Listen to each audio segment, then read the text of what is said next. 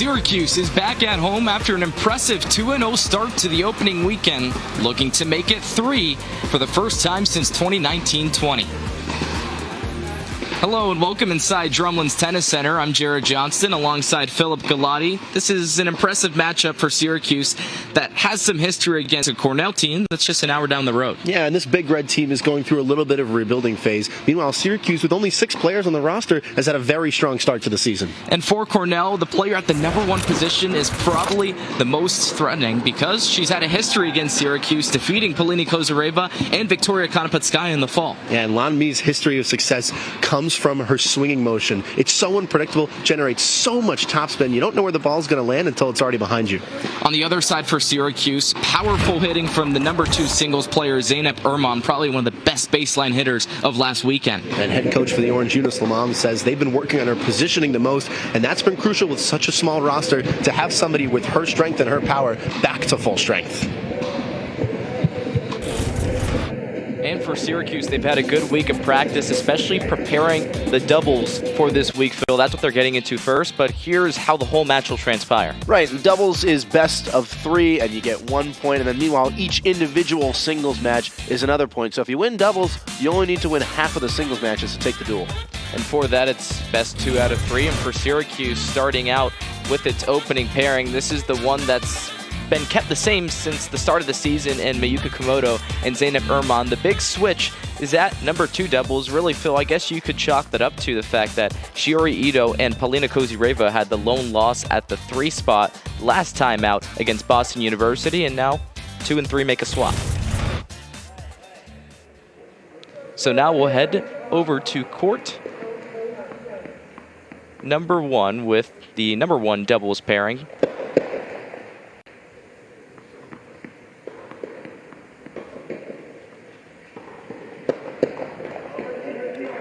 And Erman's first serves, double fault. Yeah, it's going to be tough for her to get into a rhythm again, especially at the #1 doubles, coming off an injury last season where she only saw a couple appearances. Just getting back into the rhythm is something important for her coach said.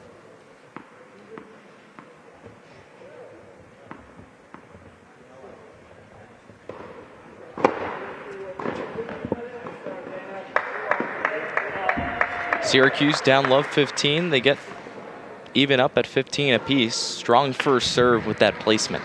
And that is the rhythm that she was looking for. She really does have a very powerful first serve. And that's true for a lot of players on this Syracuse team.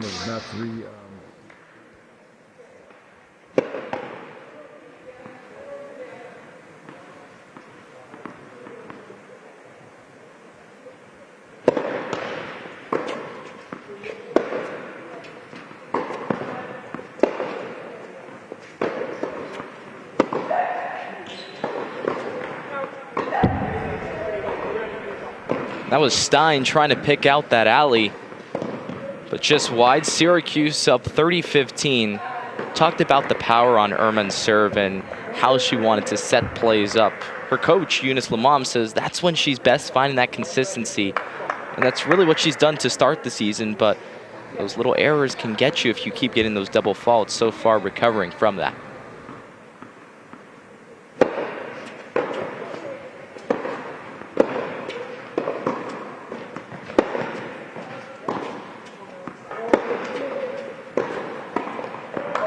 Great poaching from Komodo. Tremendous hands at the net, and it's what she's known for in doubles play. That's fantastic placement from the sophomore. Just patience is the key. You can see the 2 Cornell players started that point, both on the baseline, just trying to play defensive tennis against a really powerful forehand from Zeynep Erman. And then when it finally falls to Mayuka Komodo, plays it right at the feet. That is a near impossible shot to return.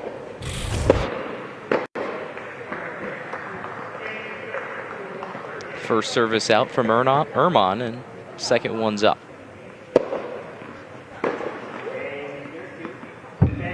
And Cornell tries to force the first one.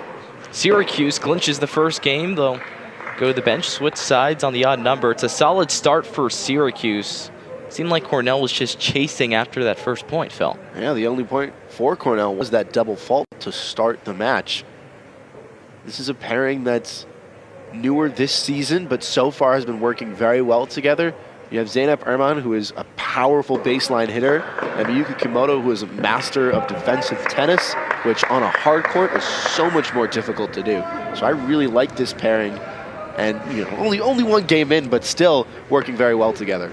And if you're the Big Red, you're wanting to clinch that doubles point. They've been in close matches, coming off a close 4-3 loss to NJIT in the last contest. Meanwhile, Syracuse perfect against that opponent as well. Anna Stein serving for the #1 doubles pair.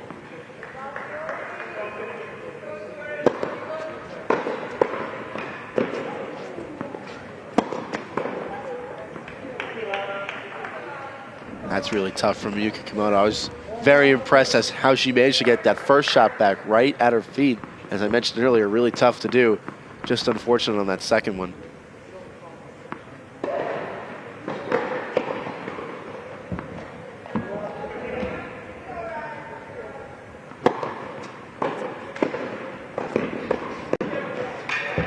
Nearly a good get, but just great offensive tennis from Cornell, and they get up with another point, Philip. That's what playing on the serve can do for a team.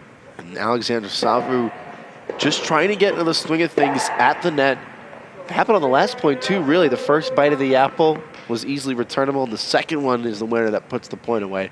Just about doing that the first time around is what's going to help Cornell try and clinch this doubles point. We mentioned a team on the collective that's 0-2, but this doubles pairings 2-0 heading into this contest here today.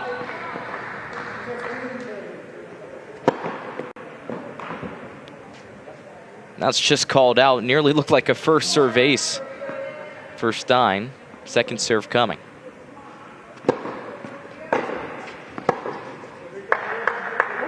And there's that power from Zeynep Erman just ahead of the baseline.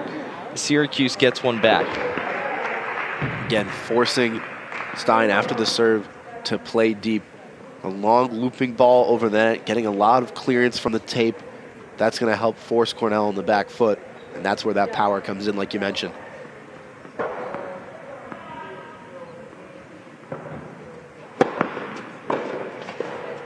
And Komodo into the net. Miyuki Komodo, a player that is now thrust into the #1 role in doubles and singles in her sophomore season, but her coach saying that she has the composure to play against these #1 opponents like Lauren Stein.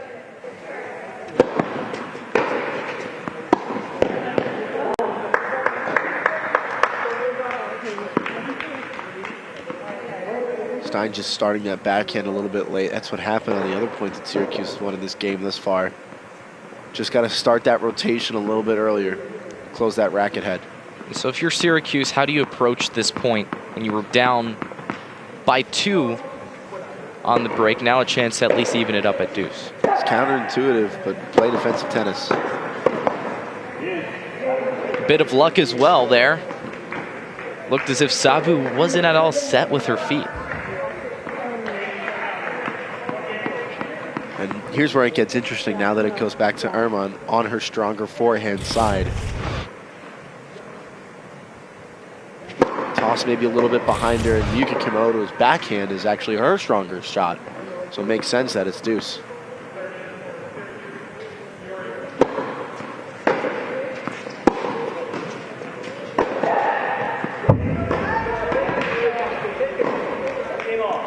Erman shot long. And with that, Cornell gets back even on its service.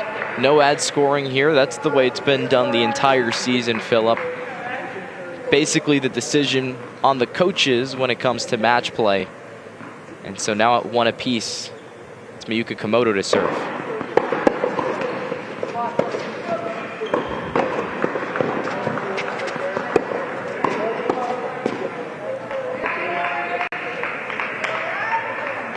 Tough shot in the net from Erman. Just didn't really come down on the ball. Popped it up off her racket, and then allowed Stein to poach it, go right down the middle. Looked as if Komodo had a chance to put that one away with how far the Cornell players were cheating outside, too.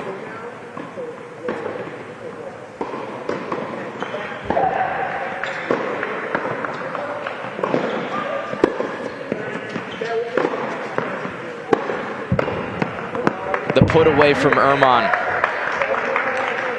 She likes playing those ground stroke games, but when she's at the net, she has to do her job, and she was positioned perfectly. It's a much better shot. Again, it's really the second time around that these players are finding their feet, finding the positioning. Couldn't do it on the last point, that makes it 15-all.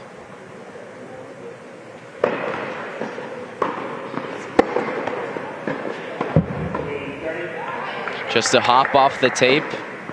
Unexpected for Erman. Still early in this game, early goings in this #1 doubles matchup.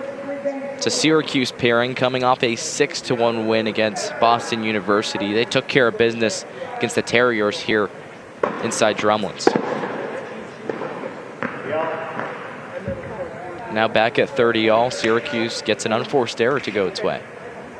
Well, it's interesting because Miyuki Kimoto's second serve looks like relies on much more spin rather than power. So I'm interested to see if Cornell is really going to try and counter that with power of their own or build more spin on top of it. How does that affect where you set up on the court? Because it looks like Savu's returning pretty deep right now.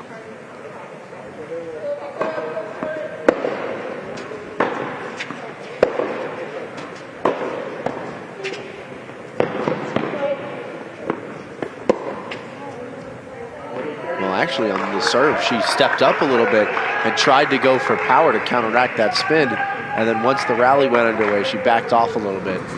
The way I look at it, Phil, it seemed as if patience played a part too. I mean, she took those steps, but also really waited to move Kimoto off the court.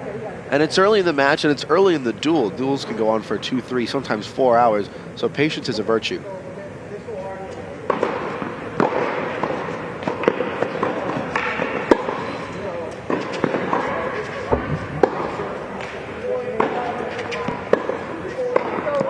And Erman clinches the service game.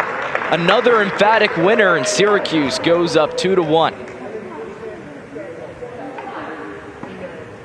She was waiting a long time for that ball, just inching ever so closer to that tee. Rally by rally, and then gets another winner. Really solid net play so far from Syracuse. And now your 9th-year head coach, Eunice Lamam. Still close and early, but what's going on in that conversation? They came so close to breaking Cornell's serve last game, and it was more of, again, Erman trying to put her foot on the gas pedal a little bit too often, just not letting the ball drop and vary up the speed at which she plays. That's something that Coach Lamam has been talking about to all his players, is varying up the shot selection, trying to keep your opponents on their toes. Interested to see how that plays out this time around. Meanwhile, on the other side, head coach Katie Zordani for Cornell in her second season, the first as the official head coach for Cornell after an interim season in the 2021-22 year. Had a pep talk with her players as Alexandra Savu is up to serve.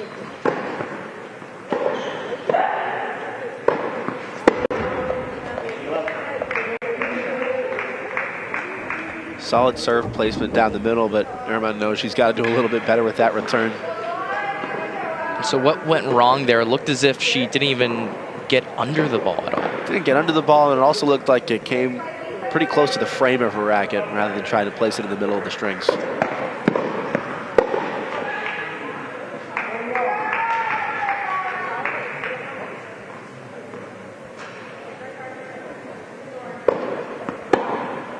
Second serve out, a double fault. Up at 15-all. And so Miyuki Kimoto's interesting. She's placed between the baseline and the service box here. We'll see how they approach this return. And again, Erman pushes it out. Is that a bit more defensive in response to the fact that Syracuse was down 40-15 in that first return game? It's just Erman's backhand. She's going for a little bit too much of a push motion and not closing the face and getting the topspin I think she's looking for. And Kimoto doing the same, gives up another point to Cornell. The chance to even it up at 2-all, 2 straight points to do so. And Coach Lamam said that both of these players, but especially for Zeynep Erman, who's dealt with her battle through injuries, playing with confidence and trusting her shots is what pays dividends.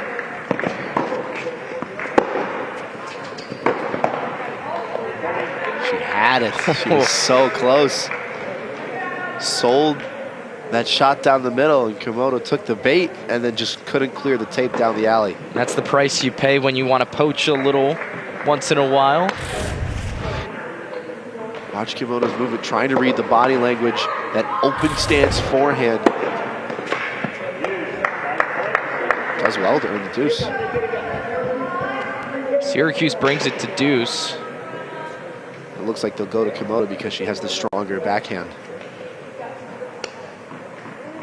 Smart play considering that Erman had a bit of trouble on the return from Savu.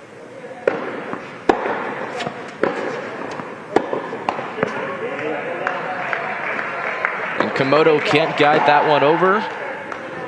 Even at 2 apiece between Syracuse and Cornell on the #1 court. Just didn't really give it a full swing on that return, and then I think was a little bit even more apprehensive on that second shot. It's a tough break. It's 2 deuces now that have gone Cornell's way.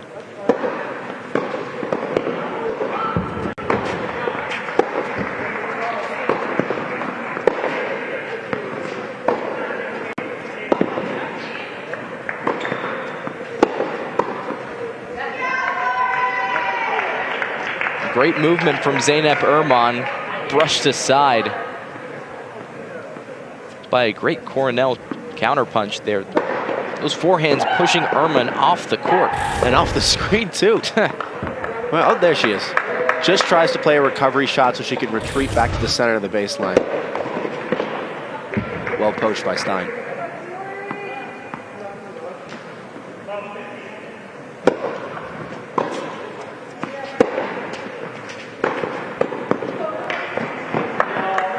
Great get from Komodo. She makes it 15-all.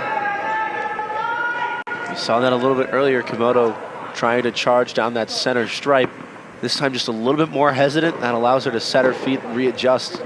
Really halfway through the motion, just gets enough on it to split the gap. And this service game is so important for Syracuse. Every player has won their own service game thus far in this #1 doubles matchup.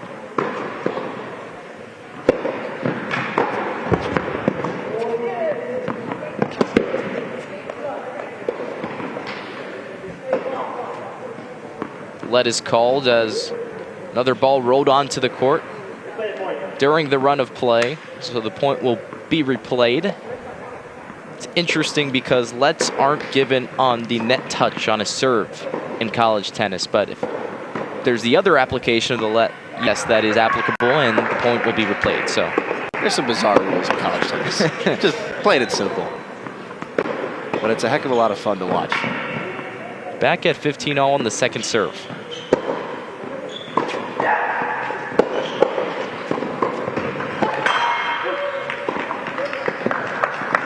I think that water bottle might have a dent in it now. Target practice, I guess. Again, trying to find that alley, the open stance forehand. Standing square to the net, just trying to open up a little bit more rotation in the shoulders. And so there's positives and negatives to that. You're trying to conceal where you're going, but way off the mark. Well, it's a little bit harder because when you're turning to the ball, you allow your feet and your shoulders to dictate where you're pointing the racket motion and that follow through to go. The open stance forehand, it's a little bit more awkward to bring that racket back. That's a fantastic serve. What's the call? Bring Erman to a second serve.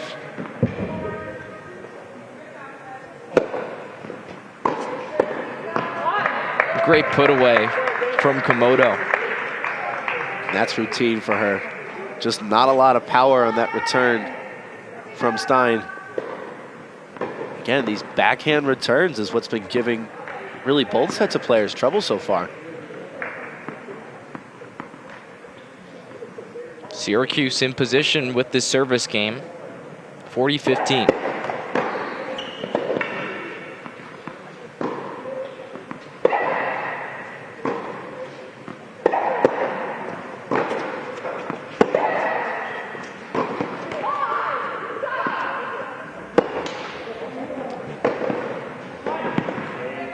That one sails out. Syracuse gets another game. That's been the trend for this #1 doubles matchup. Every team that has been on the serve, they've won so far. Syracuse doesn't let the chance go away. Well, it's going to be important now for the Oranges if they can break Cornell's serve. If they can win the game when Cornell is serving, they almost did twice. It went to a deuce both times, and then that last and final point they just couldn't put away. And so if you're Zeynep Erman, you're the player that struggled on the return. That's what has to change for Syracuse.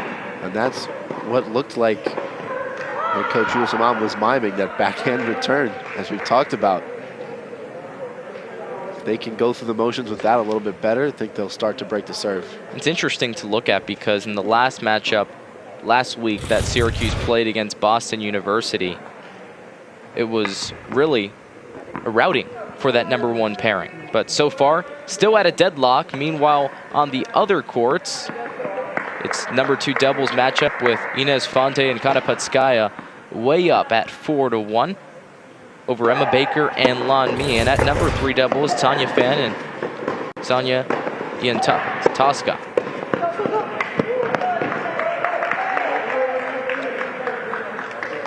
And for clarification on that third doubles pairing, Victoria Kanapatskaya and Shiori Ito for Syracuse. So over there on court #4, they are up 4-1 as well.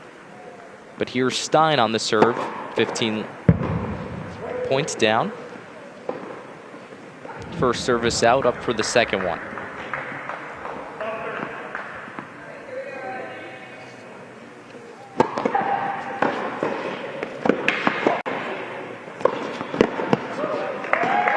Backhand finish from Zeynep Erman.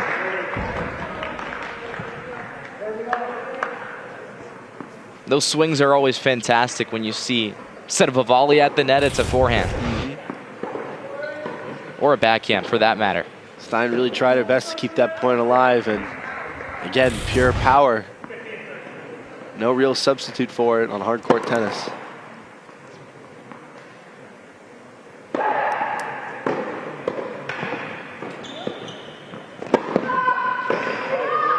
Looked long. And so we mentioned how Syracuse would need to control its returns, and they've just been given points by Cornell. Triple break point here.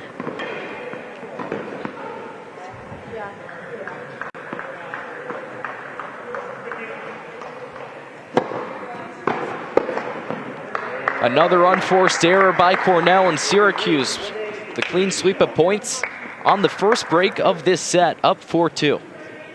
That was a heck of a serve from Stein, and Savu knows she has to do a little bit better with that.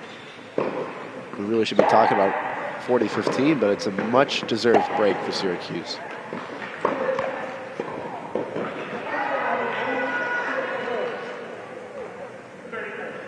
Miyuka Komodo serving from the far side baseline.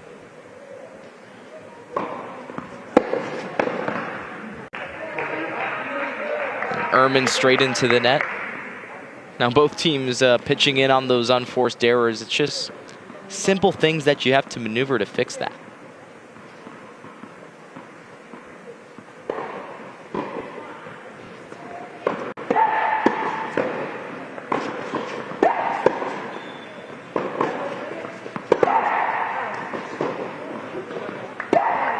And Komodo's shot long after Syracuse won 4 straight points to break Cornell. Now they've given up 2 straight back on its own service. Stein's getting into a much better rhythm because Miyuka Komodo's serve is not as powerful as Zeynep Erman's. Komodo's serve bounces a little bit higher, relies more on the spin.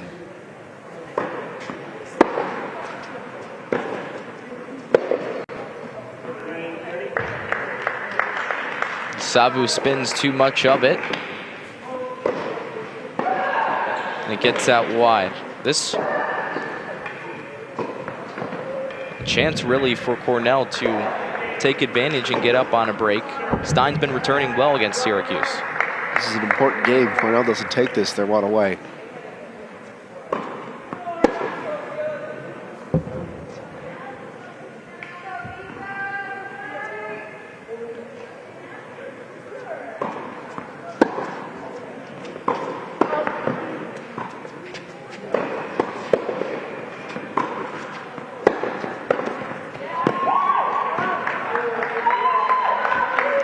very well done from Zeynep Erman.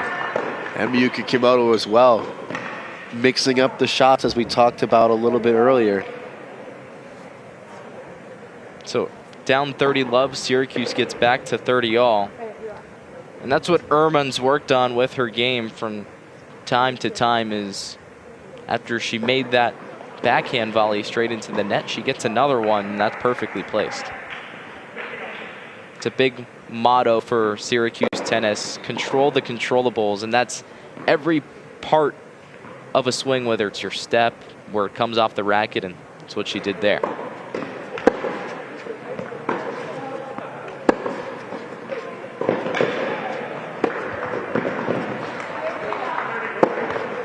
And that's defensive tennis at its finest from Syracuse. That is some recovery. Looks like Syracuse knows they might have gotten away with one there, but excellent effort from Erman and Kimoto just to keep that point alive. Kimoto with the first get to way off the court. And from there, Erman was retreating back, and they get a bit lucky off the overhead miss. It's that defensive tennis that Syracuse really mastered last season and will have to do again this season with such a small roster.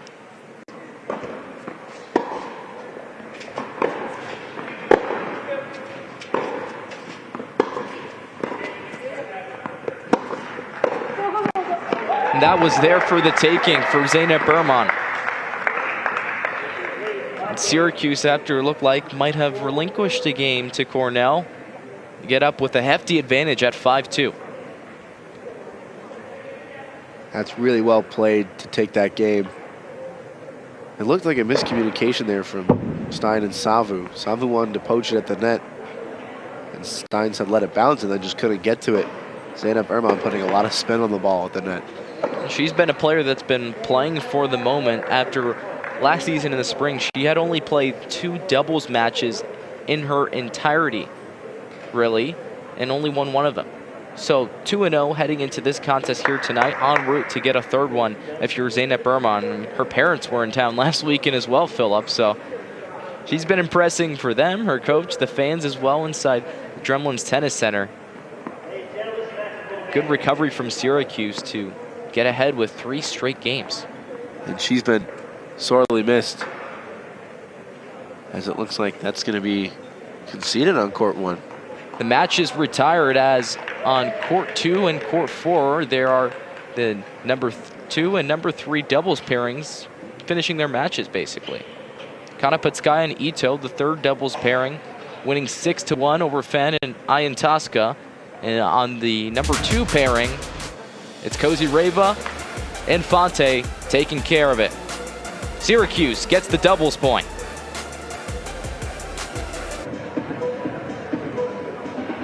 And back inside Drumlin, Syracuse up 1-0 after sweeping the doubles matches and claiming the doubles point. 2 6-1 finishes for the 2 and 3 spots, and it's a positive result for head coach Yunus Lamam, and we're now down courtside with him. Here with the head coach for Syracuse, Yunus Lamam, and Coach Shiori Ito's the only one to drop a match in singles play. What have you been working on with her this week? Yeah, just a few reps where she feels good about her game. I think she's in a good spot right now, and I thought she battled pretty good last weekend, and now she's ready to move on to her match today. And it's great to see Zeynep Erman return to full form. What's been missing from her game in singles? I think with Zeynep is just trusting her shots and playing on her terms. That's the biggest thing for her, and she's done a great job this week, and looking forward to another battle today. Thanks, Coach. Yeah, thank you. Syracuse with fantastic performance, mainly from the number 1 doubles team. That was the biggest fight for the Orange, and they did it with their net play. And net plays was something that really was an Achilles heel for the Orange. Last season, because they played a lot of defensive tennis, didn't really get the chance to close out points. So when you do, you have to make the most of it. And from there, it was Cornell making a few errors. Syracuse got the first break of that match and then continued to go further. They went up 5-2 before the match was abandoned with the 2 6-1 scores for Kanapetskaya and Fonte, along with Kozyreva and Ito. So with that, after the doubles points claimed, now every single singles match following it will be a point. So first to 4, best of 7 between these two teams, and Syracuse has the advantage. Right, each game to 6, 2 sets to win it, and Syracuse only needs to win half of them to claim the duel. And it's something that they've done all this season as well. Syracuse they've won 2-0, getting into doubles play, and they've only dropped 1 singles match all season. But for the matchup here today, it's relatively unchanged. Those first 2, they've played in those spots all season, along with Konopatskaya. The interesting switch to see is Ito from 5 to 4. That's just a switch between her and Kozyreva. Well, I'm really excited to see number 1 singles. Of course, it's the top-ranked one, but Lan Mi versus Miyuka Kimoto. Mi beat Konopatskaya last season in singles play, beat Kozyreva in the fall. Really, really powerful player versus Kimoto, who, as we mentioned, plays some solid defensive tennis. I'm really excited. I just want to see it. And meanwhile, the last time Kozyreva played against a Cornell player and Fatima Al-Ashram, it was in doubles, so not much history between many of the players. The only one that has played was Lan Mi against Victoria Konopatskaya in the fall and in the spring of last season. But instead, she's matched up against Miyuka Kimoto in the number 1 singles spot on court 3. Kimoto to serve first, and this puts the onus on her backhand. We talked about how important of a weapon it was for her in doubles play, but how will she drive points and really prolong points when it comes to singles play against a player like Lan Mi? Well, as we mentioned at the start, Lan Mi's swing is unpredictable. She's got to be ready for anything, and most importantly, it's going to come down to the footwork, retreating to the center of the baseline, being able to open up that court space for it. And Lan Mi gets too far behind it. Her ball sails out. It's interesting how low she's hunched over the ground. Right? That was the most interesting thing coming into this matchup, was really how she hits her strokes. It's so unpredictable for the Cornell number 1. I remember watching her last year and just saying, what in the world? Not only from the power, but the placement she's able to generate from such an unorthodox style of play.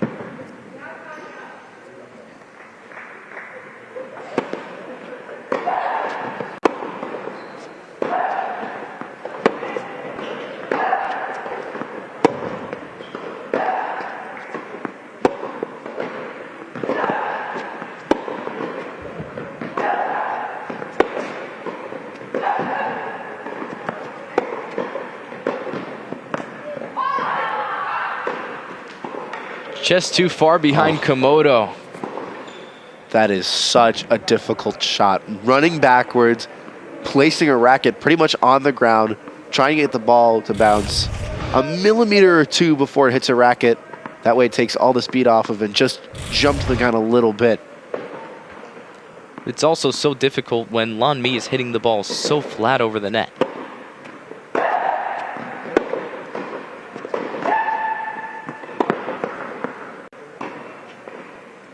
As you mentioned, that one shot that she really tried to shape with that topspin and that distance, you can see she was not happy about it.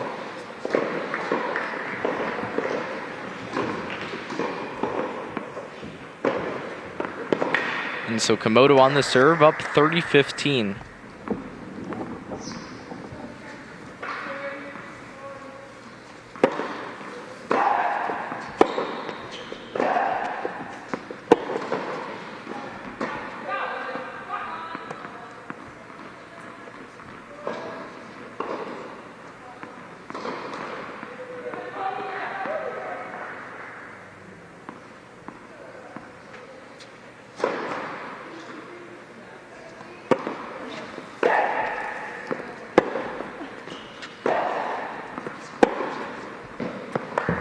Great winner on the backhand from Kimoto. I was going to say it's difficult, it seems. She's so far behind the baseline, but she just got enough to place that ball perfectly. And this is how Konopatskaya played against Lan Mi last year. Just making her work. Lateral movement. It's really taxing on the body.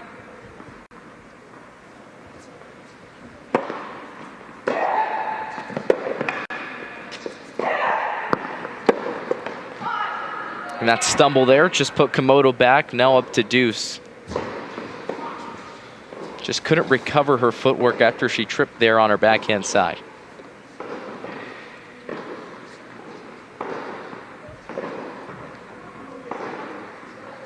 And this reputation of the Cornell #1 not to be brushed aside. She defeated Kanapatskaya last season, and that's at the #1 spot as well.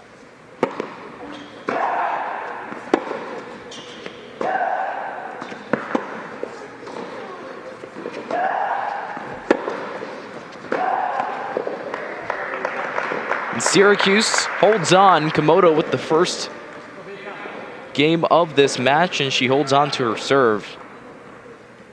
Difficult against just the sheer power from Lan Mi. And it's the shaping of the shots that comes into play again. Generating a ton of power. She hit that one a little bit flat. Doesn't have to worry about the next one, but by hitting those flat shots, forcing Lan Mi to run up and down that baseline, that's how she's going to drain the energy bank and just wear away. And so it's still early, but it seems like for Komodo, I mean, game plan is not necessarily defensive tennis, but she has more consistency. She proved it in the doubles as well. That could be a recipe for success with Mi on her first service game.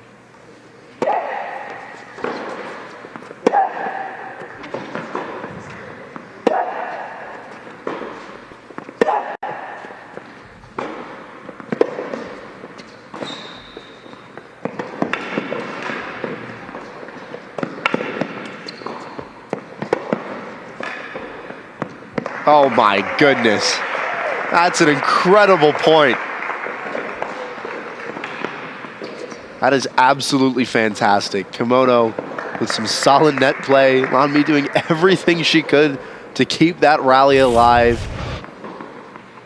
A couple shots looked like it bounced off the line. Lovely drop volley. And just when you thought she was out of it, she got back in it. Then Komodo put it away.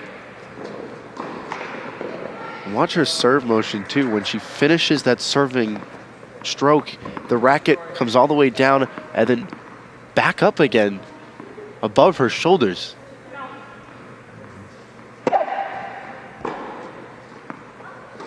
Usually when players are done with their serve, it kind of comes down by their hips and they can naturally transition to ready position. Whereas hers comes down and then all the way back up again.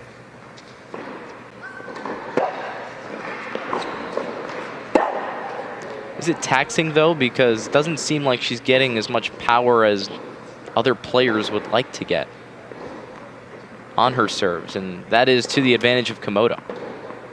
I'm honestly not sure, just because I've never seen a serving motion like that before.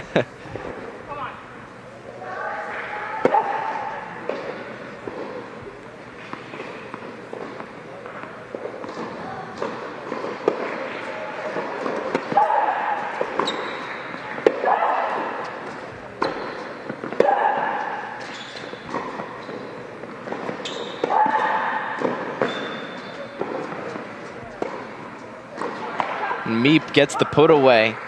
Seemed to be struggling on those serves, but stays in the point. Just put it in the box and your coach tells you, then play out the point, anything can happen. The approach shot was not the most convincing. I was interested to see if she was going to do a drop volley taking that out of the air, but absolutely no chances from the sophomore.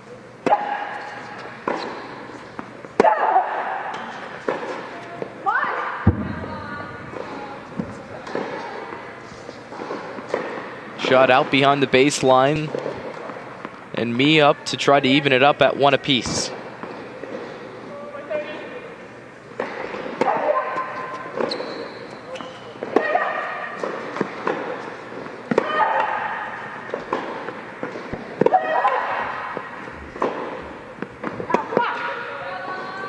Another unforced error, and Lan Mi evens it up at 1 apiece on the #1 singles match. So far, both players perfect on their serve. The trend through most of the duels so far. Well, you mentioned a little earlier, control the controllables. The only thing you have absolute control over in tennis is your serve.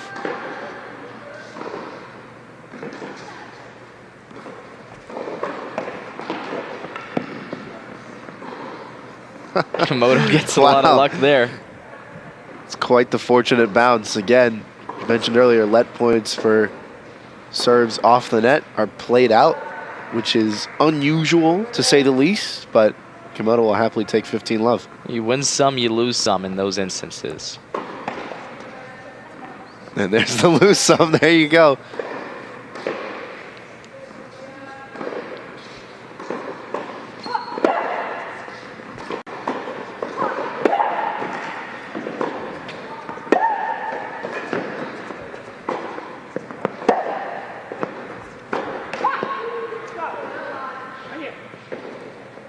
Focus. 15 all, and assistant coach Maddie Cobalt saying focus on those shots to Miyuka Komodo. Presumably, Phil, I'm asking about how that grunt plays into it. I mean, Lan Mi has powerful shots, but it's like she's playing Maria Sharapova right now.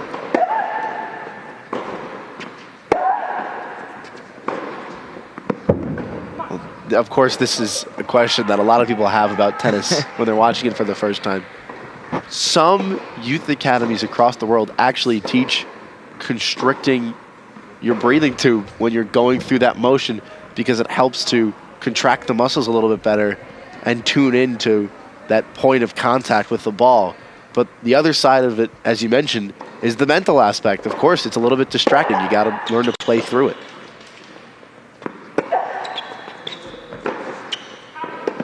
It appears to be helping Lan Mi. She has a chance now with a double break. And it's not something that players do intentionally unless you really hate each other. You'll see deep into points, a tiebreaker, players just start yelling. But for me, this is just a part of what is her unorthodox swing technique. And tennis is not an easy sport. A lot of it is just fatigue leaving the body. Great placement there. Expertly done, no room for error from Komodo, and she still has another point to try to get to deuce. And you mentioned emotion earlier. Look how calm and cool and collected she is versus Lan Mi. You can hear the excitement in her voice. Every time she wins a point, she makes sure Komodo can hear her. Two completely different approaches to the game.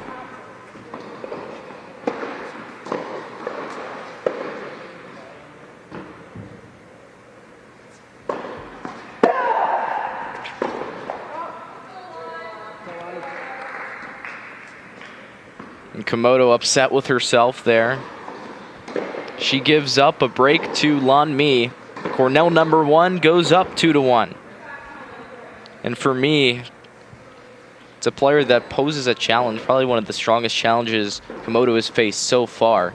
She's a top 100 singles player in her freshman season last year.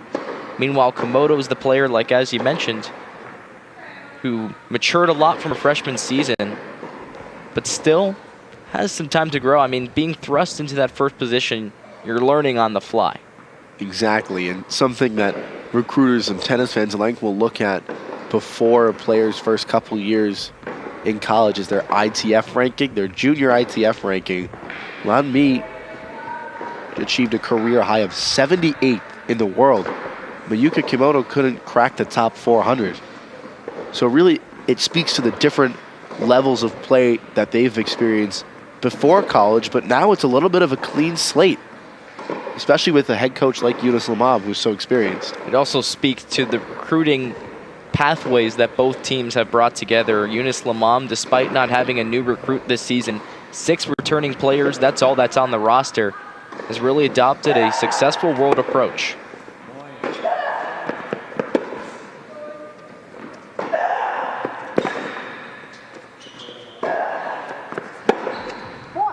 Wow.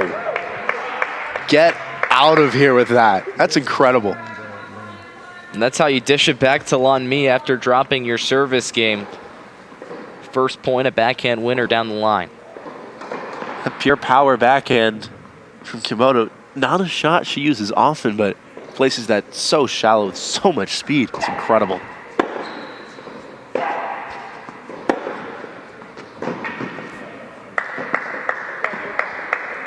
That one just wide. Komodo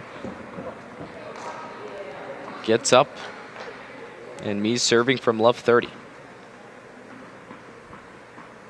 Not much Lan Mi can do when Komodo's playing like this.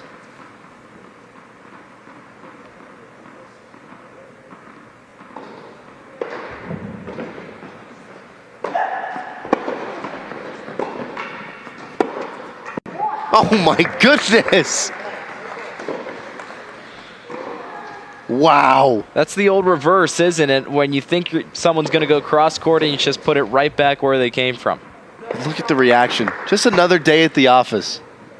Komodo with a triple break. And the first serve just out for Lan Mi.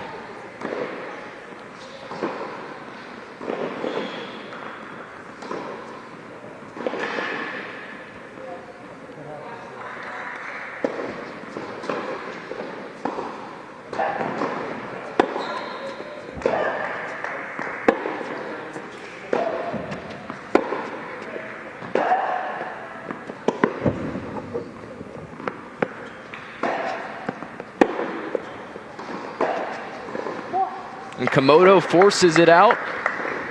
4 straight points to get back even at 2-all. Patience, again, patience. Simply outstanding. That might be one of the best games I've ever seen Miyuka Komodo play. It's short, it's sweet, and it breaks the serve at 2 apiece.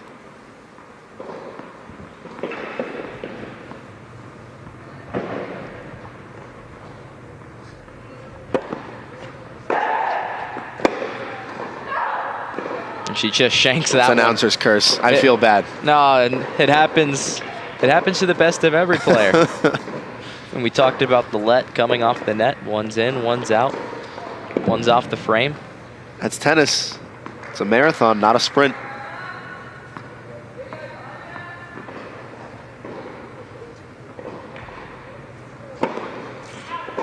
Oh, that was awfully close. She just missed the outside of the tee. And those ones are sweet when you get it curling away from the opponent. But she can't cash in on the second serve. That's a double fault for Komodo, who goes down love 30.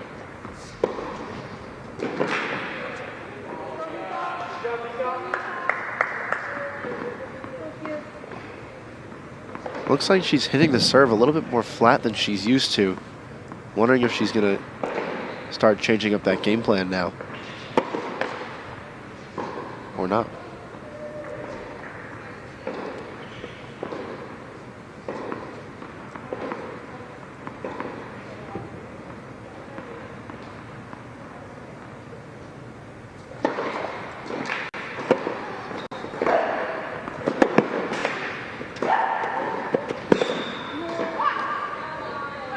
Those were just tremendous shots from Lan Mi. Nothing you can do about it. And Komodo's down love 40. It's the first time, besides being broken by me earlier, that she's really been put against the wall. That's that lateral movement again. She's been off the screen. She's been into the back curtain. Lan Mi is just making her run every which way.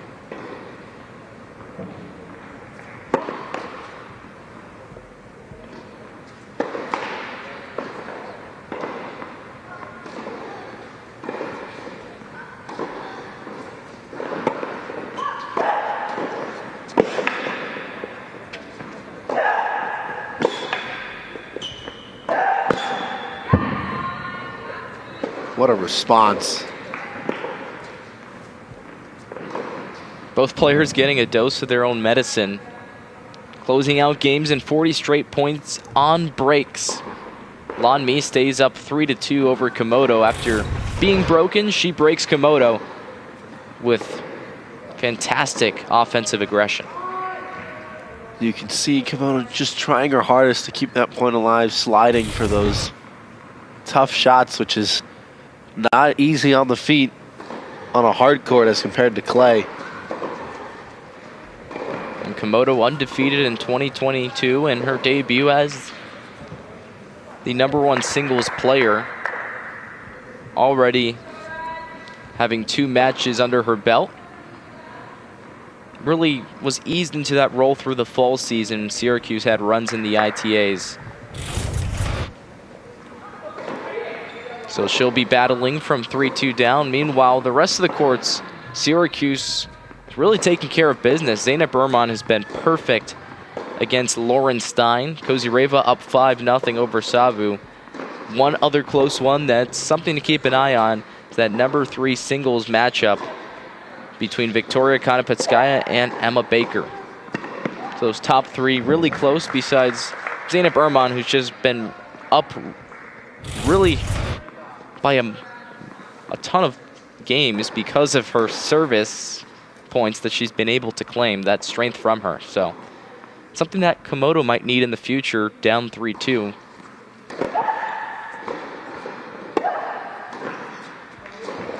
Trusting her shots now. You mentioned earlier how low Lanmi gets when she tries to return the ball. It looked like she was almost on one knee on that return. So keeping those shots low to the net, as little clearance as possible from Komodo, that's going to be key to breaking the serve.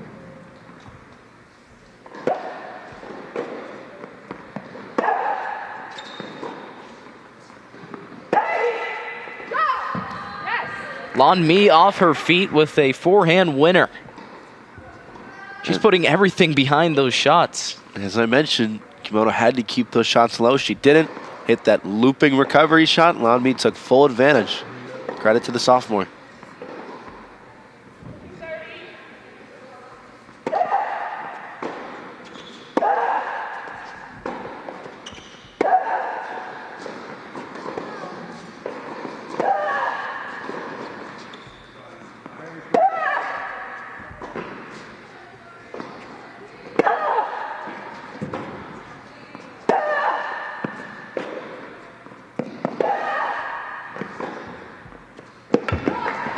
Oh, wow.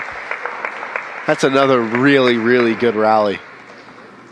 Lan Mi doing an excellent job of painting that far corner, and eventually Komodo works her way off the back foot. Take a look at that stance and that swing. Yeah, down on one knee, trying to get low behind the ball.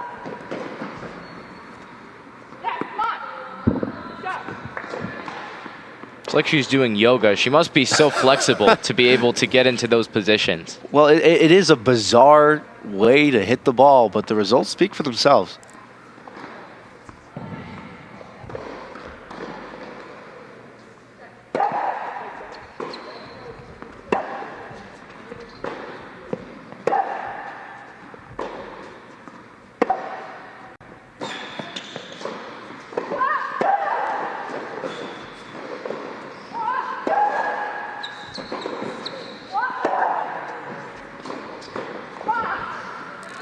Everything seemed to be going right for Mayuka Komodo.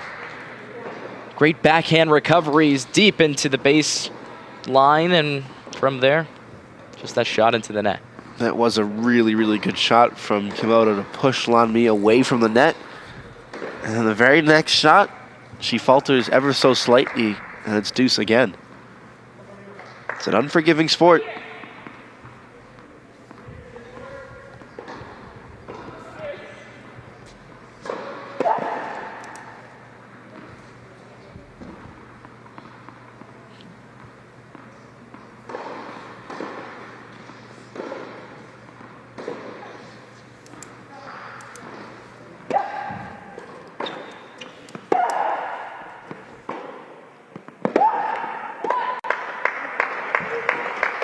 Komodo breaks Lan Mi. 3 breaks now in this first set after relatively composed play. From the doubles pairing where Komodo really didn't get that many breaks. In singles play, it's all up for grabs. You can see Lan Mi just scrambling for it. You see the emotion as well. This matchup last year, Konopatskaya versus me, was very heated as far as tennis matches go. And we've talked about Komodo being a little bit more composed, whereas Lan Mi isn't afraid to celebrate those small victories. So as this match goes on, I'm sure we'll see more of that emotion play out. And Mi defeated Konopatskaya in the spring, 7-5, 6-3 in straight sets. Meanwhile, they also played each other in the fall. And from there, Mi took Kanapatskaya to a tiebreaker and won that one as well.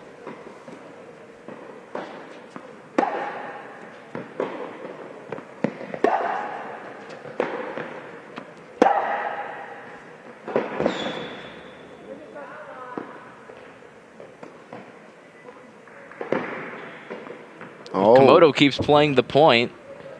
Lon Mi called lead. What happened? Komodo was wondering if it's a call that's going out, but she kept playing through the point.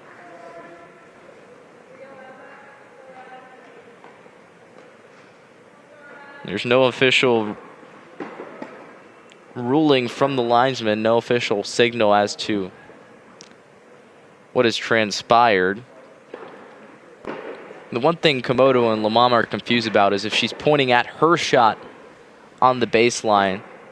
I mean, she can't make Komodo's calls for her. Right. So it's really confusing in that aspect of it. But Komodo does go to the ad side to serve. That's the thing with singles. You see those umpire chairs are empty.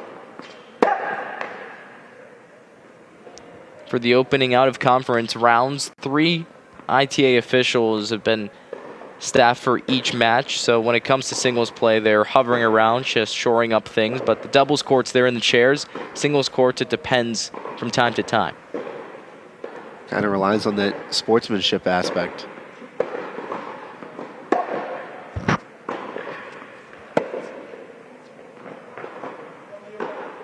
That one just out in the alley. Komodo up 30-15. Haven't heard from Lon Mi in a while. She can break the serve here. I'm sure she'll have plenty to say.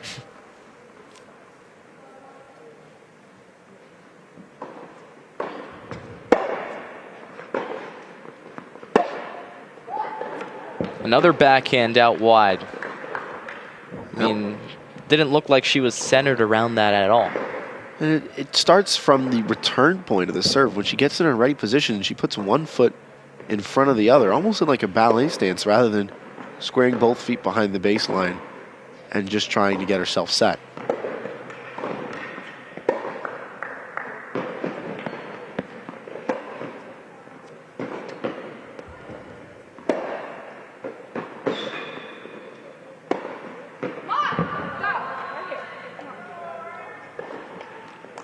It's a heck of a play. Across the grain It's again. a heck of a play. Komodo doing all she could to keep that alive. Lon Mi was curious to see if she was going to take that out of the air or not. She did with some force as well. So now this brings up another chance for Komodo to try to stamp herself in this game.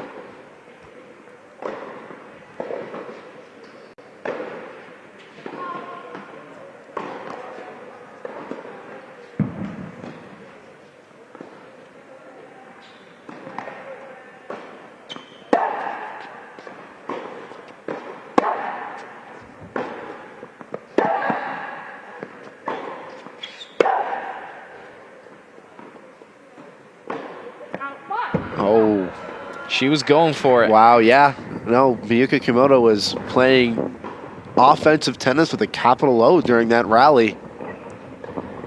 Wanted that winner badly. Rare to see Lon Mi play defensive tennis like that, but full credit to her. Did very well.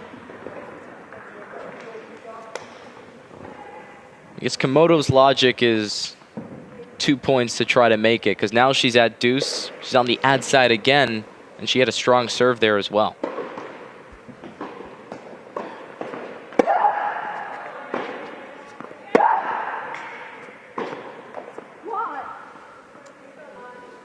Komodo into the net, drops her own service game.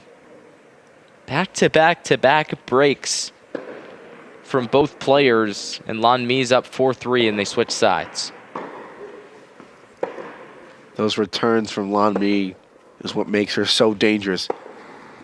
A lot of players just trying to get the ball back over the net, whereas for her, not only gets it over the net, but puts it so deep with so much space that as soon as Miyuka Komodo is done with her serving motion, she's forced to take a couple steps back. And now we'll switch things over to the second singles matchup between Lauren Stein and, for Syracuse, Zeynep Ehrman. In the middle of her service game, up 5-2 on match point from the deuce side. Ehrman undefeated thus far. It's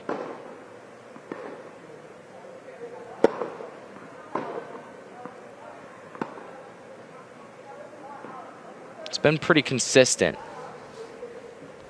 with her service as games have gone on. That's been the biggest thing for Zeynep Ehrman. Once she finds her consistency, she can dominate games with her power. Her last singles matchup, she won 6-3, 3-2.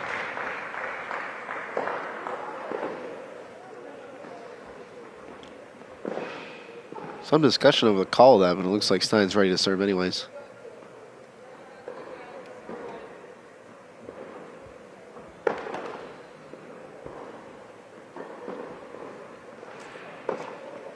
So it was Stein up 40-15 on the break, and she's on her service game now.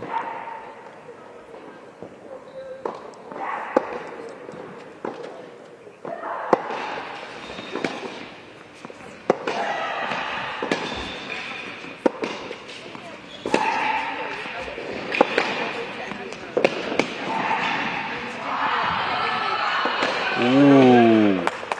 Oh, no, we we had the same expression. Everyone called that out.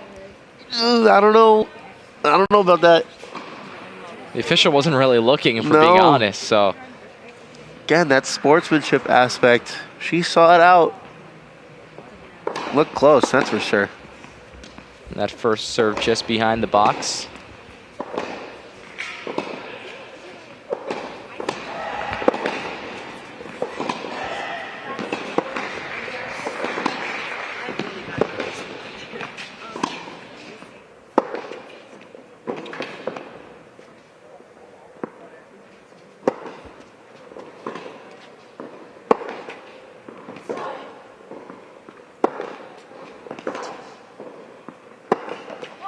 Oh. She was getting some serious pop on that forehand. I think Stein can count herself a little bit fortunate to take that one. So Stein on that last game doing well against the serve of Ehrman, but now on her own serve, she's down 30 love.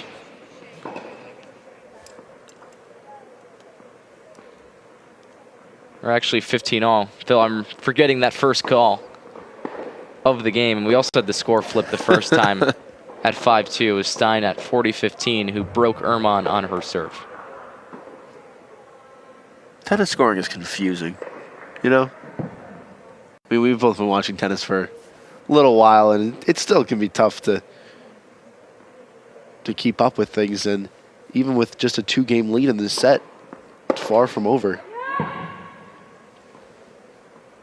That shot just pings off the racket of Ehrman.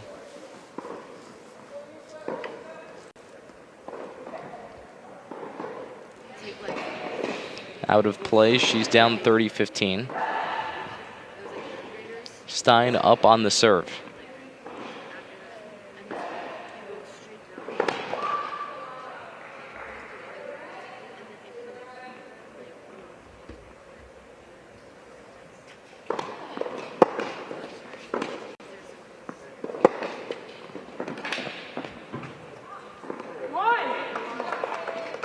I think that one hit off the roof. A lot of recovery shots low to her backhand side for Lauren Stein, and for Zeynep Ehrman, it's just about putting those away. Didn't have to that time, but really could have and maybe should have taken the game by now. They had full stretch. Yeah, I think that one hit off the roof. It's those recovery shots that have been tough for Stein. Then Stein straight onto her own side. So this brings a break and set point for Zeynep Ehrman.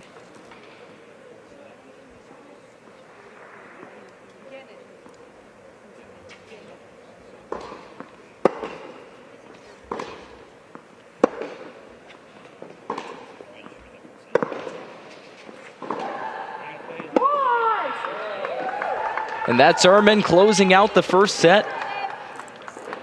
Number 2 singles, Zeynep Ehrman, 6-3 over Lauren Stein. Her coach always saying she's at her best when she trusts her shots. And that's what she did towards the latter end of that one. Second set action when we return. Catching up on second set action inside Drumlins. Syracuse up 1-0 off sweeping doubles matches, getting the doubles point. Meanwhile, 4 of the 6 singles matches are already in their second set. Syracuse has not dropped a set so far in this contest. Inez Fonte won the first one over Tanya Fan 6-2. Fan up for service on the ad court.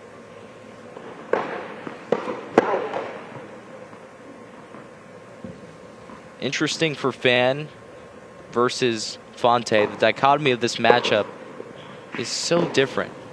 Eunice Lamont speaking about how Inez Fonte is ready to grow, finding clutch moments. Meanwhile, Tanya Fan in at the number 6 spot for an injured Ashley Wong early in the season.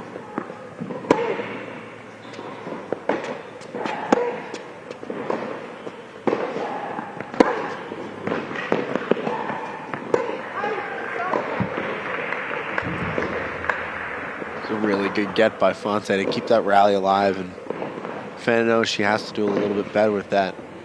As for Fonte's season, this is her junior year, and head coach Eunice Lamont says this is hopefully her breakout year. It's been on a solid upward trajectory. That number 6 singles is usually hers, and doing well so far this year.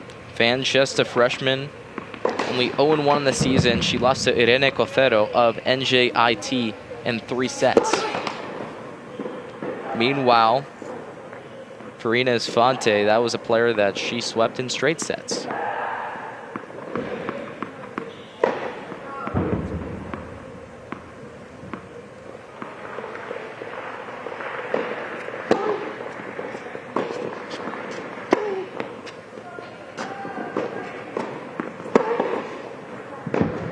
That one just out, called by Fonte. Fan has a second look at it, but call stands for the opponent on that side. Fortunate to get a umpire on this court. I think she was double checking to make sure that the umpire saw it the same way Inez Fonte did.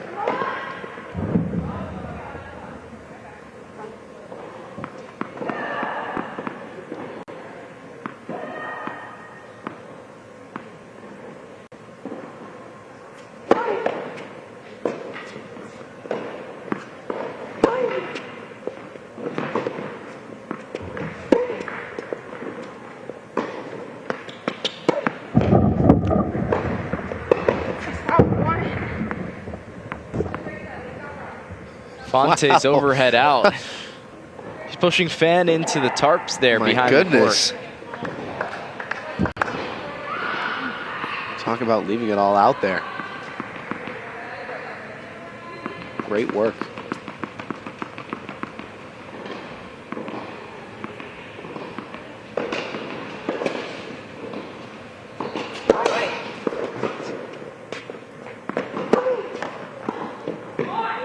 Fan into the net, concedes her serve game to Fonte. Inez Fonte in the number 6 spot goes up 2-0 in the second set. Not much reaction for the junior either. She knows that's probably not how that set, or that game rather, should have ended. And so Fonte will be on her serve, looking to get a third game. Meanwhile, we'll switch things over to Paulina Kozireva on court number 5. She's matched up against Fatima El Ashram.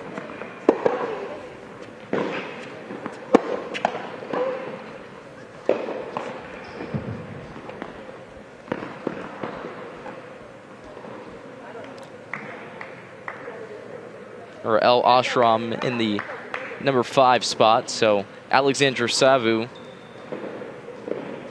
is at the number 4 spot, and she has had not much success against Kozireva. Well, it's a simple mistake to make. Usually Kozireva's in the 5 spot, gets a chance to play a little bit higher, and so far might have a perfect outing.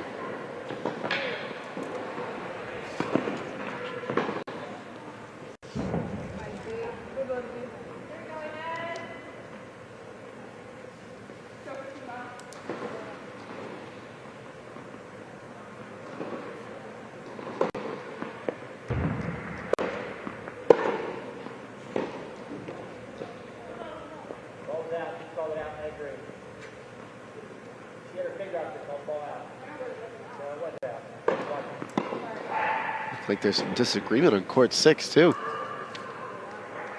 Getting tense. Down to the wire. And Savu just out. Yeah, it was Alexandra Savu looking to the umpire that was facing the other court on the call. It's unfortunate. Enos has had a lot of discussion with umpires, making sure they watch her court and matches pass. So it's the reason why there's murmurs on the other courts, but Kozareva is still up on this one. Heck, I'd do the same thing. I don't know if I'd trust my opponents, but I'll make sure that second opinion from somebody who gets to stand still, doesn't have to watch a ball while in motion. That's the hard part. So Philip Galati's not a big fan of the honor system at times. Yeah, can get a little dicey sometimes. Kozareva again into the net. I only say that because I know I'd definitely probably call a couple of questionable decisions as well. Well, it's different too. I mean, it's the hard courts here inside Drumlins, and no wind, no elements, no clay, none of anything to deal with. So when the ball hits the court, there's really no mark to see.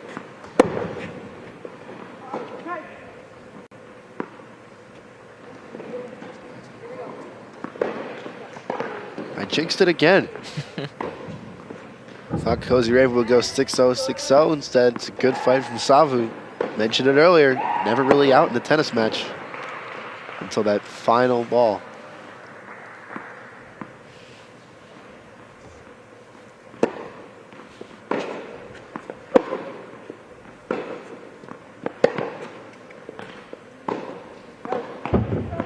That's a tough one in the alley. Doing a really good job of working Kozareva across the baseline, just couldn't close out the point. That last little bit of attacking panache, that's what makes offensive tennis so difficult to master.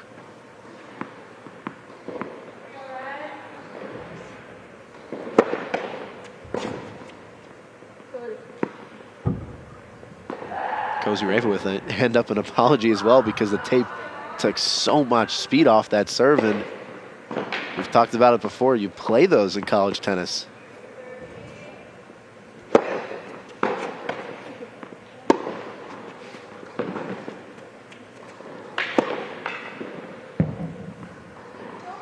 That's like clockwork for Kozareva. When Textbook. You put it on a platter for her like that, it's not difficult for her to put away. It's Paulina Kozareva coming off a match where, after losing in doubles, she won in straight sets against BU 6-0, 6-0. Nearly en route to do that here today before dropping that last game.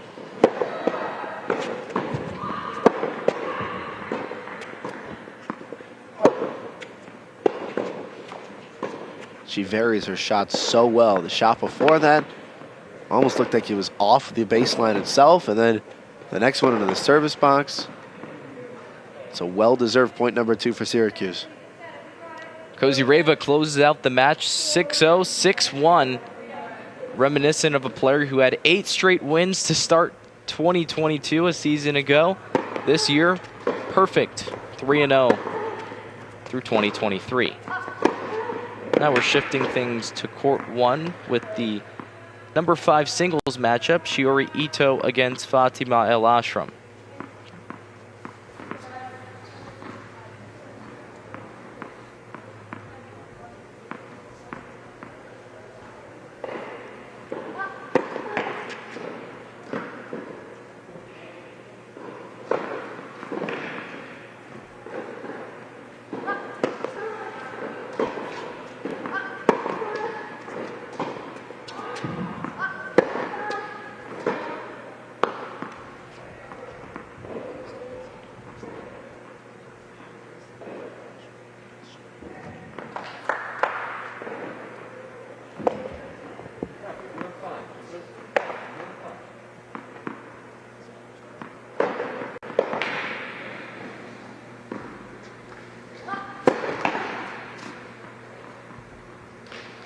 Don't usually see Ito down on court number 5. Just a little bit of mixing and matching. With college tennis, it's not necessarily strongest to weakest 1 through 6.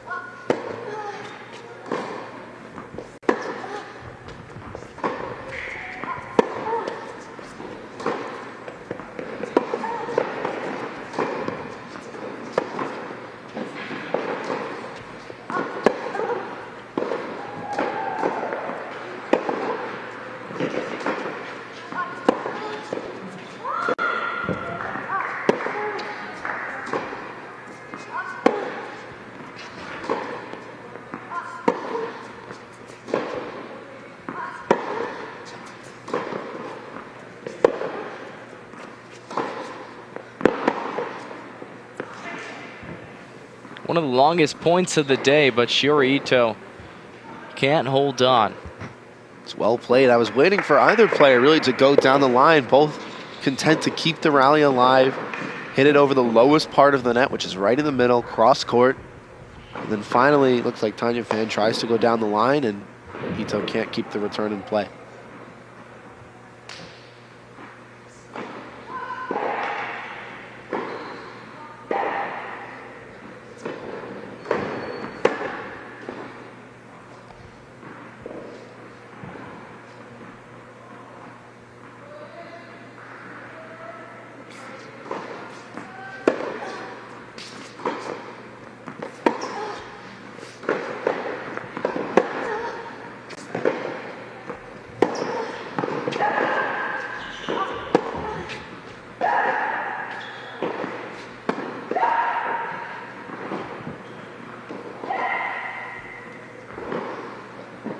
Coach Lamam has said for Ito, needs to trust her shots.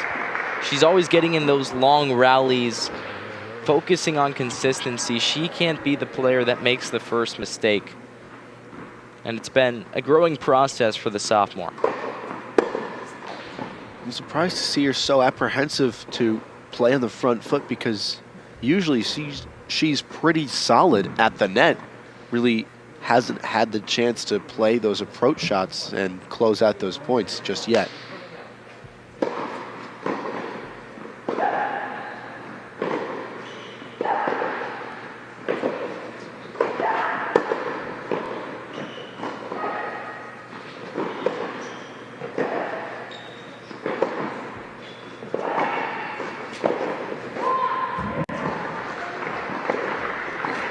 It's all about controlled aggression for her. That's what head coach Eunice Lamam said. You can see she wants to really get after it.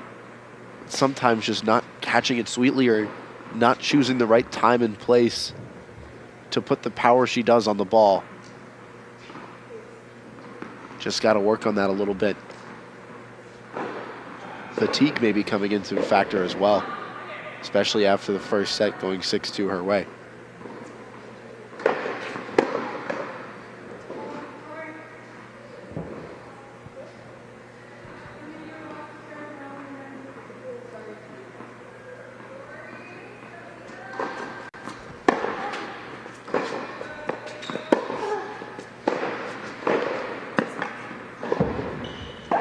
And a winner to close out the game.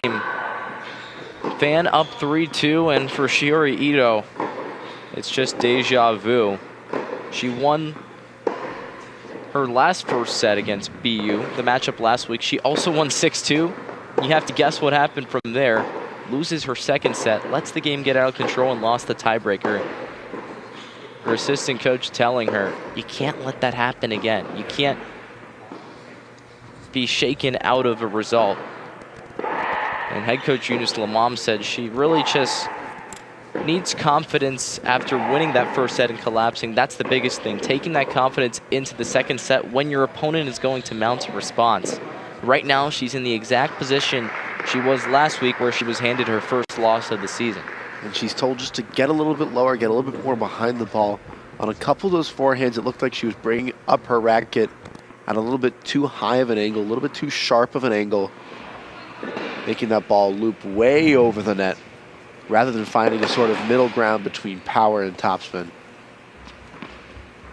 Just back to the fundamentals. That's what makes this sport so difficult.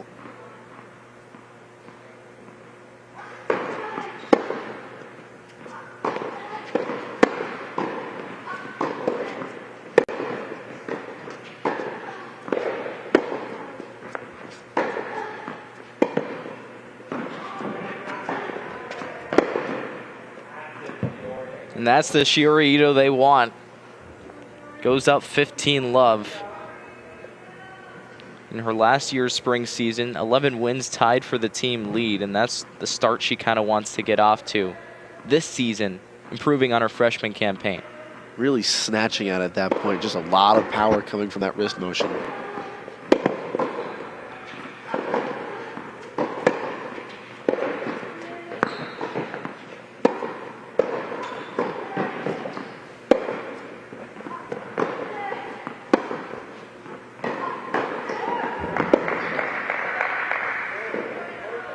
More attacks mounted by Shiori Ito, and she goes up 30 love.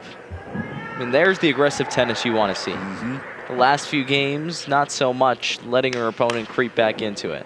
And how about that immediate adjustment, too? That's something that Coach Lamam has talked about with a lot of people on this team, but especially Shiori Ito. Easily coachable. Patience, and then power.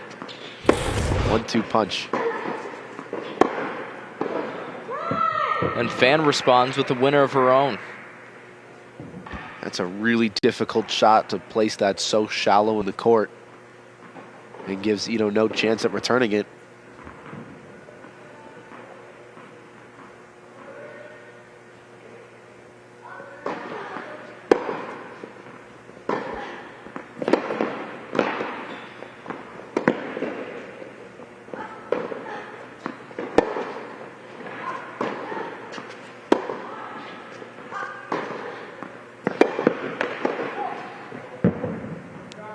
Right off the tape and back at Fan, and Ito has a chance to get even. This is a strong showing from Shiori Ito. It's the resilience that she wants to see out of her game.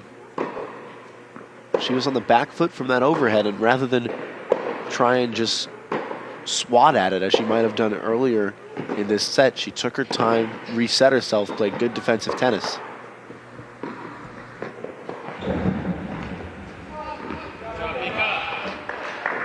It's a tantalizing shot, the overhead. Really wants to bite at it.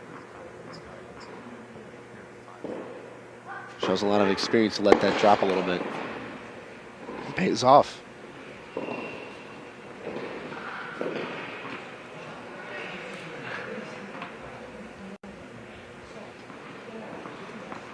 So Ito gets the game back and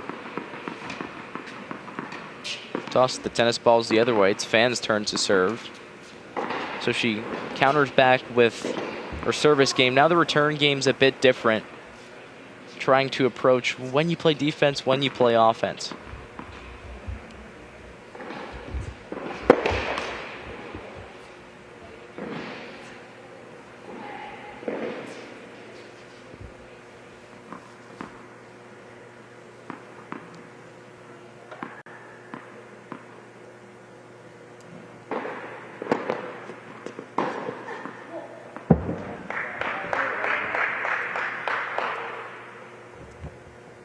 Ito with a strong winner.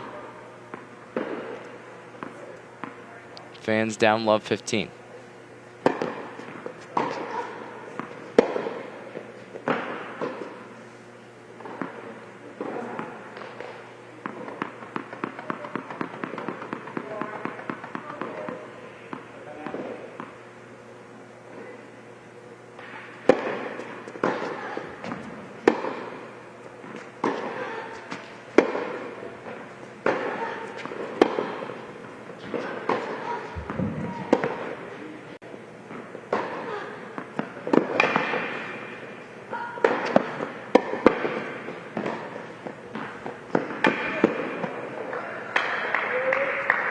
So close, but not close enough. Great play from Shiori Ito to move Fan around the court. Overhead, volley, gets the job done. Can do it all. It's the mark of any good tennis player.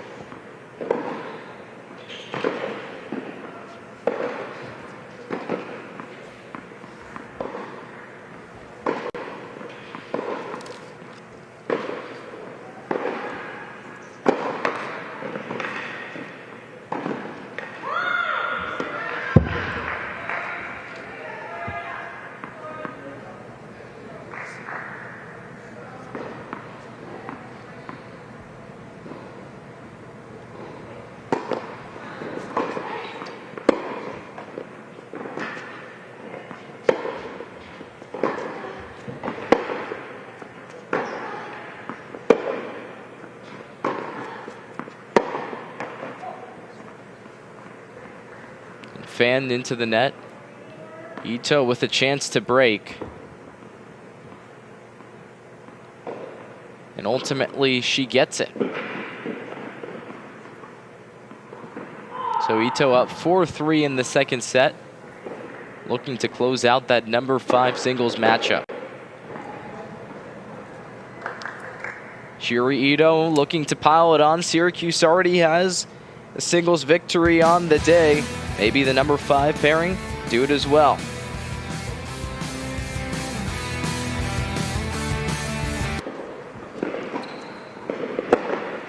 Syracuse tennis looking to remain perfect on the 2023 season, entering today 2-0, up 2-1 in this duel against Cornell.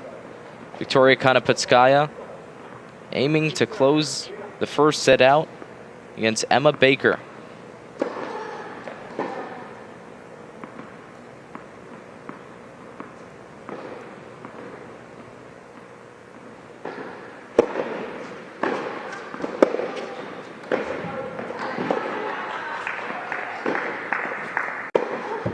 Konopatskaya pushes it wide out.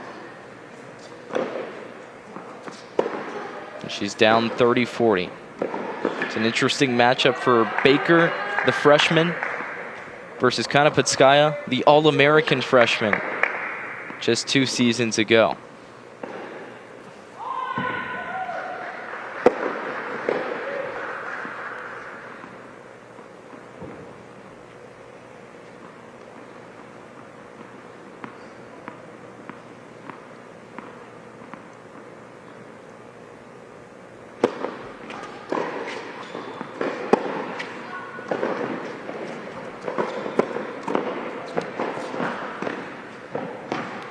Strong approach from Konopatskaya. She brings it to deuce. Cool as ice under pressure. Again, that drop volley, just letting it hit her racket rather than swinging to meet the ball, taking all the speed off it. Expertly placed shot.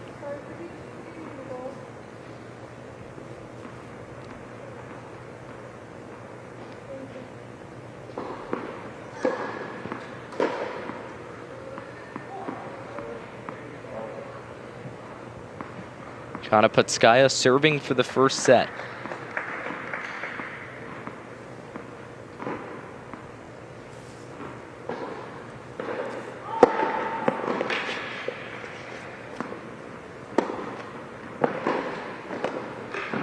Oh my goodness. Another drop volley.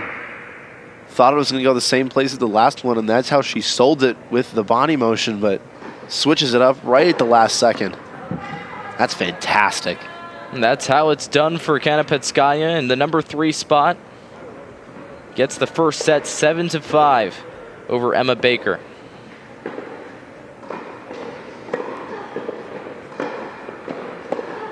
So Konopatskaya last season playing the number 1 singles position. This year, number 3 spots where she's played for most of the season. She's out talking to officials, presumably just about the status of other matches and her own as well. I mean, looking around the courts, the number 1 singles matchup with Mayuka Komodo and Lan Mi was retired just a few minutes ago. It was Mi who won the first set 6-4, and then Komodo was up 1-0 in the second set, and ultimately sidelined in the matchup.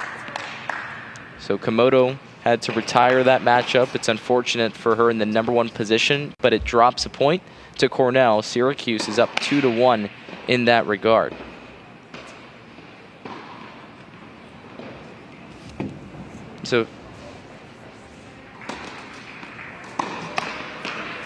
So for Syracuse to try to solidify and bolster its advantage, a lot of good work in that regards done with the lower seeding. That's where Syracuse makes its money with players like Ines Fonte, who's been so confident to start out the season.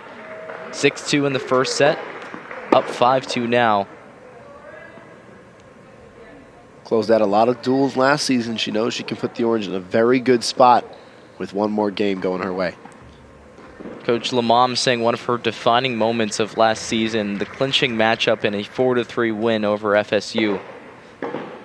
And Syracuse was stuck in a rut, and Fonte pulled them out from it with a victory. That was a heck of a duel, too. The ACC is an unforgiving gauntlet of teams, just absolutely stacked. So conference wins are big for this team.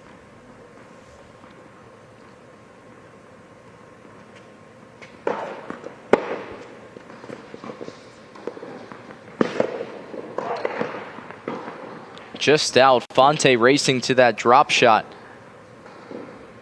And the passing shot too far wide, and she claims her number 6 singles match, improves to a perfect 3-0 on the season. 6-2, 6-2 for Ines Fonte. That puts Syracuse up 3-1. Meanwhile, Shiori Ito's working to clinch the victory for Syracuse. 4 wins out of 7 total points. Wins the duel. Syracuse getting the doubles point. And so far winning 2 singles matches and dropping 1 due to retirement on that number 1 singles play. Ito in a close second set, looking to reverse her fortunes of what happened last time here inside Drumlins when she lost to BU after winning her first set 6-2. In this one, the very same scenario. Won the first set 6-2. Up in this second set 5-4. Looking to close it out against Tanya Fan.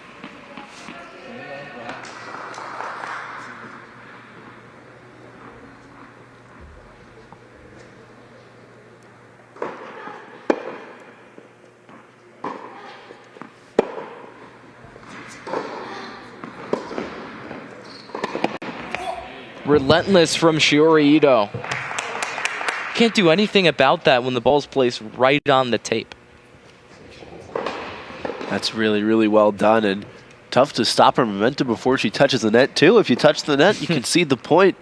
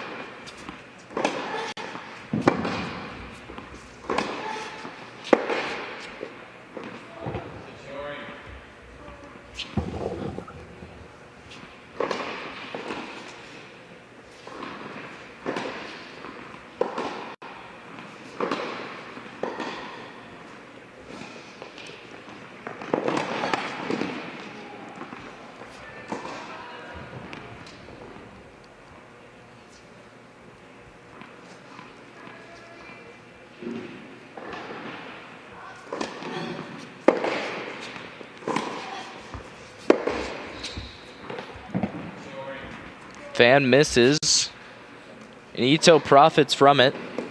Shiori Ito in a position to play for her match, but also play for the duel. Syracuse up 3-1.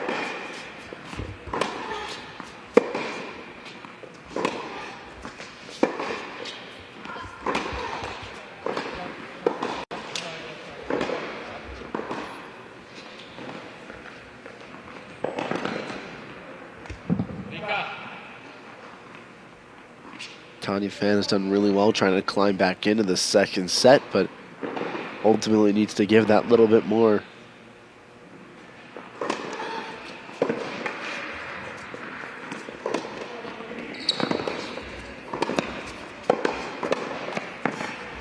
Oh my goodness. Doesn't get much more tense than that. 2 players just almost like a firing squad, back and forth, right down the middle, just trying to get it over. Not worrying about where it goes. Ito tries to close out the point with that strong side forehand volley, and unfortunate to see that off the tape.